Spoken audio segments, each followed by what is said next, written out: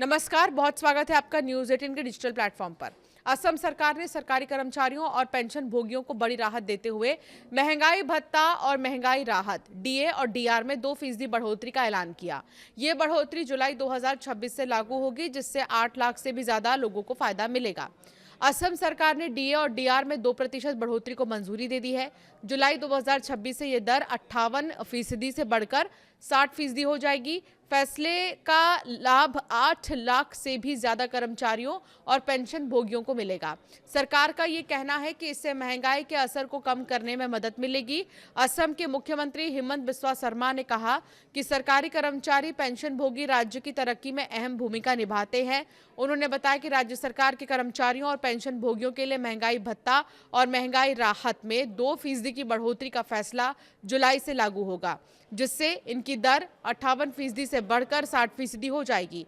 इस फैसले से राज्य भर में 8 लाख से भी ज्यादा मौजूदा कर्मचारियों और पेंशन भोगियों को फायदा होने की उम्मीद है। सोशल मीडिया प्लेटफॉर्म एक्स पर इस जानकारी को साझा करते हुए मुख्यमंत्री ने कहा कि सरकार अपने कर्मचारियों और रिटायर हो चुके कर्मचारियों की भलाई और कल्याण के लिए प्रतिबद्ध है।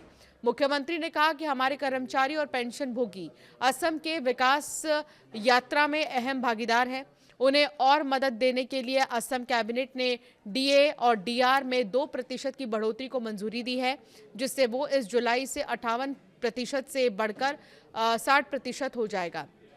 मुख्यमंत्री के अनुसार बढ़ी हुई राशि जुलाई से मिलेगी, जिससे बढ़ती महंगाई के बीच कर्मचारियों और पेंशन भोगियों को अतिरिक्त आर्थिक मदद मिलेगी। अधिकारियों ने बताया कि डीए और डीआर में इस बढ़ोतरी का मकसद सरकारी कर्मचारियों और रिटायर हो चुके कर्मचारियों को महंगाई के असर से निपटने और उनके खरीदने की क्षमता बनाए रखने में मदद करना है। इस बदलाव से राज्य सरकार पर काफी ज्यादा वित्तीय बोझ पड़ने की संभावना है, लेकिन इससे लाखों लाभार्थियों को राहत जरूर मिलेगी। सरकारी कर्मचारियों को महंगाई भत्ता दिया जाता है, जबकि पेंशन भोगियों को बढ़ती कीमतों और महंगाई की भरपाई के तौर पर महंगाई राहत दी जाती है।